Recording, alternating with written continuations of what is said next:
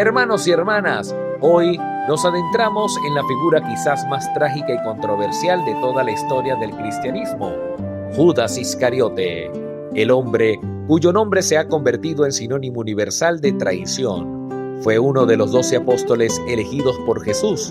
Caminó con él, escuchó sus enseñanzas, vio sus milagros y sin embargo lo entregó por 30 monedas de plata. Pero, ¿quién fue realmente Judas? ¿Por qué traicionó a su maestro? ¿Fue solo por codicia como tradicionalmente se cree? ¿O había motivos más profundos? ¿Qué ocurrió con él después de la muerte de Cristo? ¿Se arrepintió? ¿Se quitó la vida? ¿Se condenó o pudo haber sido salvado por la misericordia divina? Los evangelios nos presentan dos relatos aparentemente contradictorios sobre su muerte, y la tradición ha añadido detalles aún más perturbadores. Hoy exploraremos su biografía, su papel en la pasión y el misterioso y trágico destino que ocurrió tras el Viernes Santo. Yo soy el Padre Abraham y tengo muchos hijos y tú eres uno de ellos. Por eso, suscríbete y dale a la campanita para que te notifique cada vez que subamos contenido nuevo. Además, dale me gusta y compártelo. Comencemos conociendo quién fue Judas Iscariote, más allá de la simple etiqueta de traidor. Su nombre completo en arameo era Yehudá Iscariot, que significa Judas, el hombre de Keriot. Judas, en hebreo, Yehudá, significaba alabado sea Yahvé. Era un nombre común en el siglo I, debido al héroe nacional, Judas Macabeo. Iscariote probablemente indica su lugar de origen, Keriot, un pueblo en el sur de Judea. Esto hace a Judas el único apóstol de Judea, ya que los otros 11 eran galileos. Su padre se llamaba Simón Iscariote, Juan 6:71. Una teoría alternativa sugiere que Iscariote podría derivar del latín sicarius, sicario o asesino, refiriéndose a un miembro de los sicarí, un grupo de rebeldes judíos que asesinaban a sus objetivos con dagas. Sin embargo, esta teoría tiene problemas históricos y no es la más aceptada. Algunos estudiosos sugieren que Judas pudo haber pertenecido al movimiento de los celotes, un grupo judío que promovía la rebelión armada contra la ocupación romana. Creían que la liberación de Israel vendría a través de la fuerza militar, no a través de las enseñanzas pacíficas. El sacerdote jesuita Rolando Alvarado explica: Judas tenía ideas religiosas más enraizadas y un gran apego a las concepciones tradicionales del Mesías, que era esperado en la forma de un profeta, de un gran sacerdote o de un rey que derrotaría a los invasores. Judas fue elegido por Jesús como tesorero del grupo, administrando la bolsa común, Juan 12:6 y 13:29. Pero San Juan nos revela un dato curioso: era ladrón y como tenía la bolsa, sustraía de lo que se echaba en ella, Juan 12:6. Esta pequeña deshonestidad cotidiana fue probablemente el comienzo de su caída. Como señala un análisis, los mismos actos libres de la voluntad de Judas fueron determinando su decisión final. Judas fue elegido por Jesús libremente, como los otros apóstoles. No estaba predestinado a ser el traidor. El jesuita Ferdinand Prat, en su biografía de Jesús, afirma: es necesario creer que Judas no era indigno en el momento de su elección. Más tarde, se apoderó de su alma el demonio de la avaricia, de la ambición y la envidia, y de caída en caída lo precipitó al abismo. San Agustín de Hipona escribió que Jesús, habiendo tomado sobre sí las humanas flaquezas, quiso someterse a la flaqueza humana también de la traición. Ahora recordemos el papel crucial que Judas desempeñó en la pasión de Cristo, según los evangelios. 6 días antes de la Pascua, en Betania, María, hermana de Lázaro, ungió los pies de Jesús con un perfume de nardo puro, muy costoso, valorado en 300 denarios. Eso era el salario de casi un año. Judas protestó: ¿por qué no se ha vendido este perfume por 300 denarios y se le ha dado a los pobres?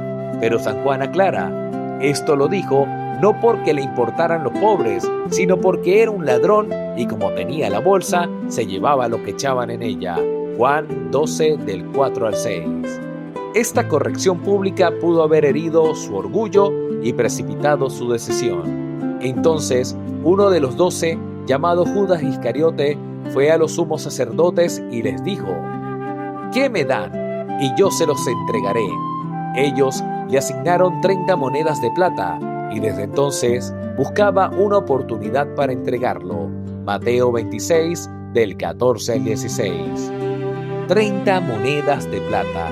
Según el Éxodo 21:32, Judas redujo a su maestro al valor de un esclavo.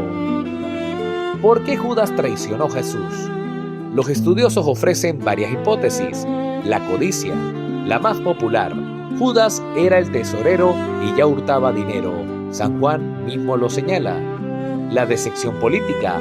Judas esperaba un Mesías guerrero que derrocara a Roma. Jesús no cumplió esa expectativa. Quizás Judas pensó que Jesús escaparía otra vez o que por fin lo presionaría a manifestarse de manera portentosa. La envidia. Judas sabía de contabilidad, de religión, era alguien con educación, pero le amargaba ver cómo Jesús prefería a Pedro, que era un pescador, o a Juan, que era solo un muchacho. El temor. Quizás temía ser denunciado por sus robos y quiso ganar algo antes de que lo expulsara. Judas siguió a los guardias hasta el huerto de Getsemaní. Para identificarlo, usó una señal. Al que yo bese, ese es. Aprésenlo. Mateo 26:48. Se acercó a Jesús y lo besó. Jesús le respondió, amigo, ¿a qué has venido? Mateo 26:50. El beso era una forma de saludo al maestro. Judas lo pervirtió en señal de traición. Su nombre quedaría para siempre unido a esa palabra, el beso de Judas. Hermanos, esta es la parte más trágica de la historia de Judas. Después de la condena de Jesús, algo cambió en su corazón. Entonces Judas, el que lo había entregado, al ver que Jesús había sido condenado, sintió remordimiento y devolvió las 30 monedas de plata a los sumos sacerdotes y a los ancianos, diciendo, he pecado entregando sangre inocente. Ellos le respondieron, ¿a nosotros qué? Allá tú. Él, arrojando las monedas en el santuario, se retiró y fue y se ahorcó. Mateo 27, del 3 al 5. Sintió remordimiento. En griego, metamelomai, no es un arrepentimiento profundo que lleva a la conversión, metanoia, sino un pesar por las consecuencias de su acto. Judas reconoce su pecado, pero no acude a la misericordia de Dios, se desespera. San Lucas presenta una versión distinta en el discurso de Pedro. Este, pues, compró un campo con el precio de su iniquidad, y cayendo de cabeza, se reventó por medio y se derramaron todas sus entrañas. El hecho fue tan conocido por todos los habitantes de Jerusalén que ese campo fue llamado en su idioma Aceldama, que quiere decir campo de sangre. Hechos 1, 18-19. La Iglesia no considera estas diferencias como una contradicción insalvable. Posiblemente, Judas se ahorcó y más tarde su cuerpo cayó al suelo, la cuerda se rompió o la rama se quebró, causando el horrible desenlace descrito en Hechos. San Lucas, siguiendo un género literario del Antiguo Testamento, los relatos de las muertes infames, narra la muerte de Judas con el lenguaje teológico, no periodístico, para resaltar que Dios triunfa siempre y que la traición recibe su justo castigo. El libro de la Sabiduría 4, del 18 al 19, describe la muerte del pecador. El Señor los precipitará de cabeza, sin que puedan hablar, los arrancará de sus cimientos, quedarán sumidos en el dolor y desaparecerá hasta su recuerdo. San Pedro, al narrar la muerte de Judas, estaría usando este lenguaje para subrayar el terrible final del traidor.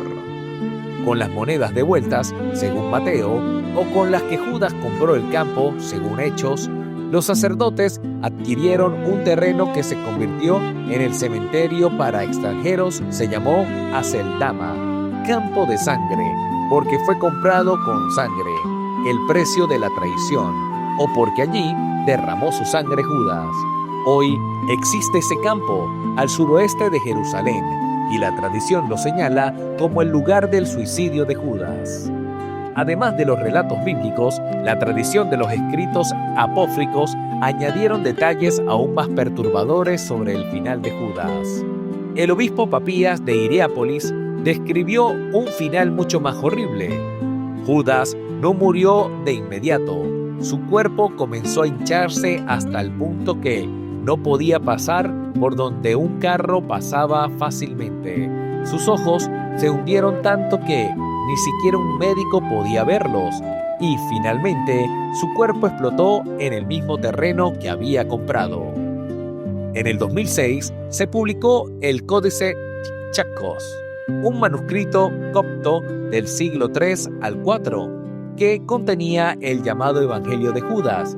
Este texto agnóstico presenta una visión radicalmente distinta. Judas no fue un traidor, sino el discípulo más cercano a Jesús, el único que realmente entendió su misión. Según este evangelio apócrifo, Jesús pidió a Judas que lo entregara para que pudiera liberarse de su cuerpo físico y completar su sacrificio. La traición sería un acto de obediencia, no de codicia. La Iglesia Católica considera este texto como herético, agnóstico y no inspirado. Fue escrito en el siglo II, más de 100 años después de los Hechos, y refleja una visión teológica contraria a la tradición apostólica. Otra versión armenia cuenta que Judas se encerró en una vivienda para ahorcarse y estuvo colgado el viernes y el sábado, pero la fetidez atrajo a la gente de Jerusalén, quienes lo descolgaron. El monje bizantino Jorge Cedreno relató que Judas no se suicidó, pero tampoco se arrepintió. Los apóstoles lo animaban a hacer penitencia, pero él se rehusó. Inmediatamente después de la ascensión de Cristo, Judas se infló, reventó por el medio y murió. Hermanos, llegamos a la pregunta más profunda y dolorosa. ¿Judas se salvó o se condenó? La respuesta no es sencilla. En la última cena, Jesús dijo: «Ay de aquel por quien el Hijo del Hombre es entregado. Mejor le fuera a ese no haber nacido». Mateo 26:24. Estas palabras son terribles, pero no son una condena explícita. Indican la gravedad de su acto. La Divina Comedia de Dante Alighieri, Judas ocupa el lugar más profundo del infierno. Es devorado eternamente por una de las tres caras de Lucifer, en el noveno círculo, reservado para los traidores de sus benefactores. Samuel Bonilla reflexiona: la misericordia de Dios es infinita siempre, y cuando haya arrepentimiento, es decir, si Judas se arrepintió, y eso no lo sabemos, la misericordia de Dios siempre está abierta para aquel que se arrepiente. El Papa Benedicto XVI señaló que Judas tuvo libre albedrío para decidir sus actos. No estaba obligado por Dios a traicionar, por lo tanto, su responsabilidad es personal. San Juan Pablo II, en su catequesis sobre Judas, dijo: Jesús ciertamente, hablando de la suerte del traidor, no dijo que iría al infierno, sino que dijo: «Ay de aquel hombre», es una advertencia para subrayar la gravedad de su acción, no una declaración sobre su destino final. Tanto Judas como Pedro pecaron gravemente. Pedro negó a Jesús 3 veces, pero Pedro lloró amargamente y volvió. Judas se desesperó y se quitó la vida. La diferencia no fue la gravedad del pecado, sino la respuesta ante él. Pedro confió en la misericordia. Judas se desesperó. El suicidio de Judas puede interpretarse como el rechazo final de la oportunidad de arrepentirse. Jesús le dijo a Santa Faustina Kowalska: «Si ustedes supieran el destino de Judas, abusarían de mi misericordia». Esto sugiere que el destino de Judas fue terrible, pero también que no debemos juzgar, porque la misericordia de Dios es un misterio insondable. La Iglesia no ha declarado oficialmente que Judas esté en el infierno. No sabemos su destino final. Lo que sí sabemos es que su ejemplo nos sirve de advertencia. El pecado, si no nos arrepentimos, puede endurecer el corazón hasta la desesperación. Hermanos, la historia de Judas Iscariote no es solo una lección de historia antigua, es un espejo de nuestra propia vida. Judas no estaba predestinado a traicionar, tuvo libre albedrío. Judas siempre tuvo la libertad para determinar sus actos, nosotros también. Dios nos respeta, no nos fuerza. Nuestras decisiones tienen consecuencias eternas. Judas comenzó robando pequeñas cantidades de la bolsa. Esa pequeña deshonestidad endureció su corazón hasta la gran traición. Cuidado con los pequeños pecados, la mentira piadosa, el chisme, la envidia, la avaricia disfrazada de prudencia pueden llevarnos lejos. Judas sintió remordimiento, pena por las consecuencias, pero no arrepentimiento, que es un cambio de vida. Pedro sintió arrepentimiento y volvió. La diferencia está en si acudimos a la misericordia de Dios o nos encerramos en la desesperación. Nunca es tarde para volver. La única manera de perderse es rechazar la misericordia hasta el final.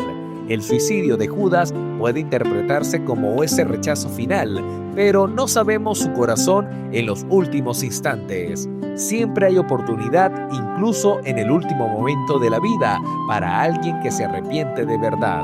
Como dijo el sacerdote César Alonso, si bien es cierto que en el misterio de la providencia de Dios alguien tenía que ser traidor, quien fuera de cumplir con ello, Judas, o quien lo hubiera hecho, en ningún momento fue obligado o inducido por Dios. La pregunta no es qué pasó con Judas, sino ¿qué estoy haciendo yo con Cristo? ¿Lo he traicionado con mis pecados? ¿He vuelto a Él como Pedro o me he desesperado como Judas? Confío en su misericordia infinita. Oremos juntos, pidiendo al Señor que nos libre de la desesperación y nos conceda un corazón arrepentido como el de Pedro. Señor Jesús, la historia de Judas nos llena de temor. Un hombre que caminó contigo, que vio tus milagros, que escuchó tus palabras y sin embargo te traicionó. Líbranos, Señor, de la avaricia que endurece el corazón. Líbranos de la hipocresía que disfraza el pecado de virtud. Líbranos de la desesperación que nos aleja de tu misericordia. Concédenos el corazón de Pedro, que cuando caigamos lloremos amargamente, pero que volvamos a ti, confiando en tu perdón infinito. Y si alguna vez hemos traicionado tu amor con nuestros pecados, concédenos la gracia del arrepentimiento sincero y la confianza de tu misericordia, que es más grande que todos nuestros pecados. Que nunca perdamos la esperanza en tu perdón, que nunca nos encerremos en la desesperación, que como el buen ladrón en la cruz, escuchemos tus palabras. Hoy estarás conmigo en el paraíso. Amén. Hermanos, la historia de Judas Iscariote es una historia trágica de oportunidad perdida, de pequeñas infidelidades que llevaron a una gran caída y de desesperación que no supo encontrar el camino de vuelta. Pero también es una historia de advertencia y de esperanza. Judas nos enseña que no basta con estar cerca de Jesús exteriormente, hay que tener el corazón convertido. Nos enseña que el pecado no es un juego, tiene consecuencias eternas. Nos enseña que la desesperación es el peor consejero. Siempre hay un camino de vuelta al Padre.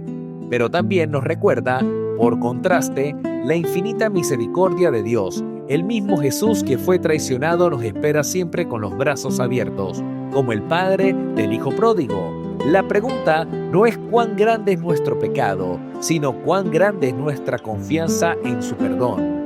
Que la lección de Judas nos acompañe siempre. Nunca perdamos la esperanza, nunca nos encerremos en la desesperación. Siempre volvamos al Padre, que nos espera con los brazos abiertos. Si este video te ha ayudado a comprender mejor la pasión, compártelo. Yo soy el Padre Abraham y tengo muchos hijos y tú eres uno de ellos. Por eso, suscríbete y dale a la campanita para que te notifique cada vez que subamos contenido nuevo.